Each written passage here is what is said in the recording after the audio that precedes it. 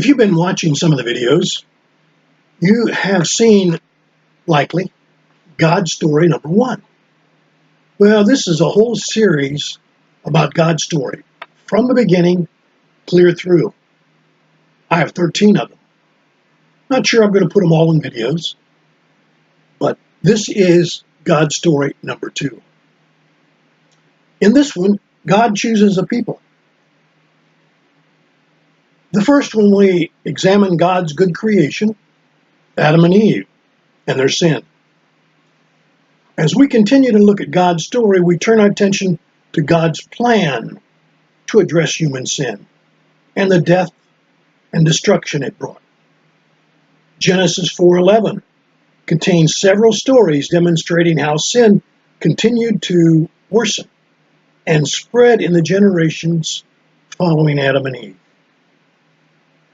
The Lord reached a moment of regret for making humans when he observed their corrupt thoughts and unbridled sin. This can be found in Genesis 6:5-6. The pinnacle of human depravity surfaced in the Tower of Babel.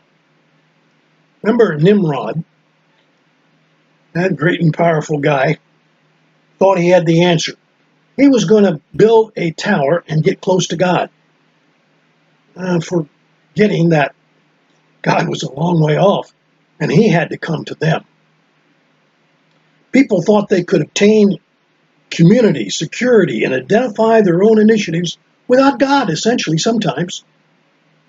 God confounded their language and scattered them across the face of the earth. Now, that's the reason why there are so many languages in the world today. When they first started out, they were the same language. Well, in this story, we're going to skip the events surrounding Noah and the flood. We may get back to them another time. It also skips the details concerning the Tower of Babel, other than what I just shared. So God had to deal with the sinful people that led to the flood, and then again with those who built the tower. How would God bring salvation to lost? All the scattered humanity that was there. God could have rescued people from their sin any way he wanted. But he chose to work with one man to begin with. Who was that one man? It was Abram. Later, his name was changed to Abraham. But Abram and all his descendants were those he started with. So he chose a people for himself who he would do the work with and evangelize the people. So this story of God's plan for that one man begins in Genesis 12. God's story is one of divine provisions for human need. And people's response to that provision is our greatest need. And to restore vibrant relationship with God. So this story deals with the thought of how to help us decide whether we are fully willing to trust and obey God. Abram had to choose. Same choice we have to make. When God called him, Abram moved out of faith from the Ur to Haran, and finally to Canaan. God then established a covenant with Abram, telling him he would found a great nation.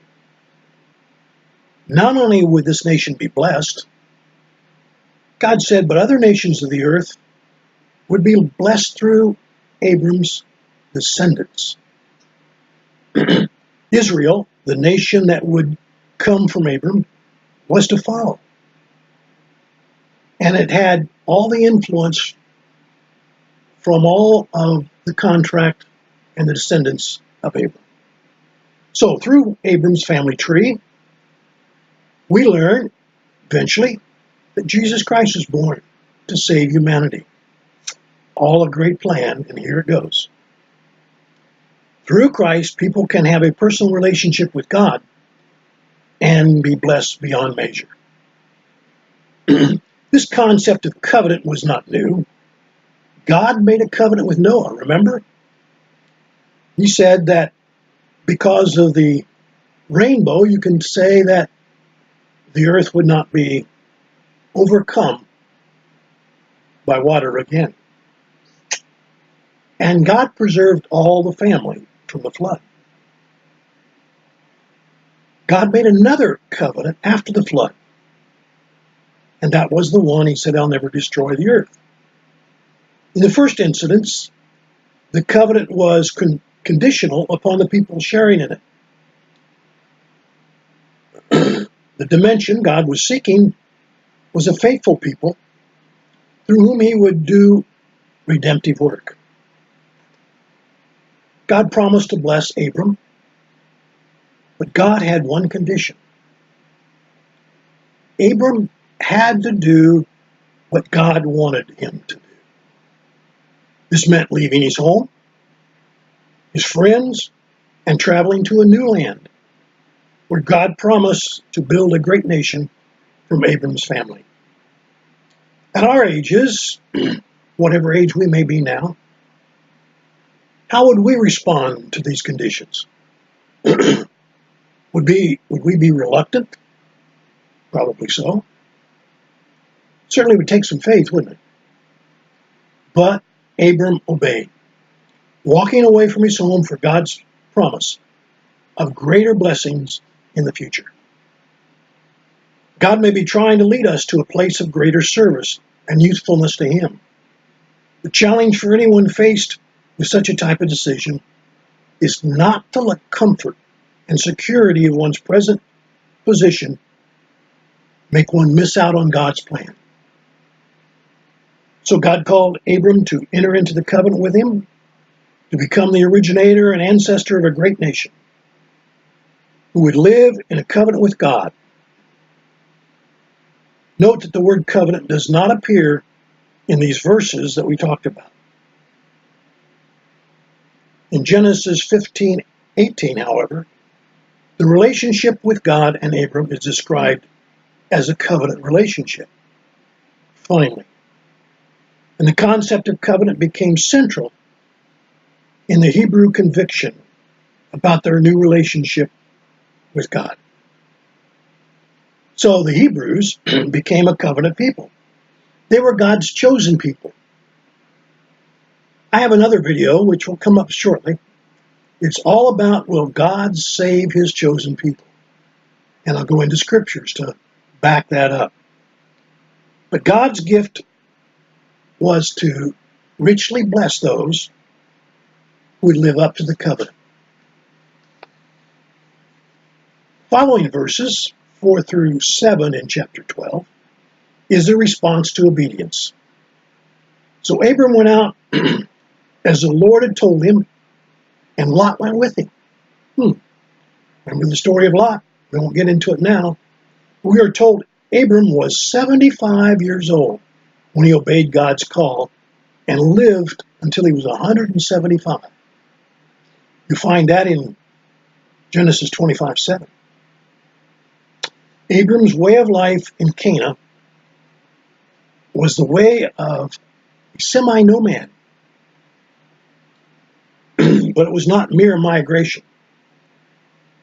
Abram was on a mission. God promised to develop a nation of people he would call his own. He called Abram from the godless, self-centered city of Ur to a fertile region in Canaan, where God-centered moral nation could be established. In the land of Canaan was a focal point for most of the story of history of Israel, as well as the rise of Christianity. This small land given to one man, Abram, had a tremendous impact on world history. Abram did not go alone. He traveled with others, and he was not empty-handed. And his identity was going to be known in Haran. We are told Abram took Sarai, Lot, and all the possessions he accumulated with him. How are we confronted daily with the choice to trust God in our own life? And what about our necessities? Choices of where we go, where we eat, what we spend money on, to read the Bible, what we spend our time on.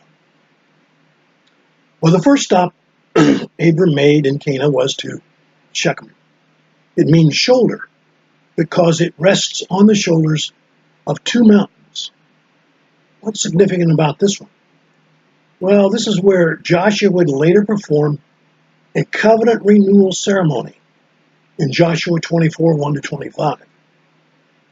Shechem was the center of Canaan, where the oak of Moreh was located. Moreh means teaching, and apparently this was Canaanites' religious center.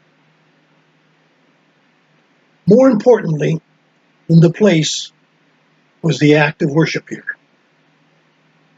Abram built an altar to the Lord, who appeared to Abram and declared this was the land that was given to Abram's descendants.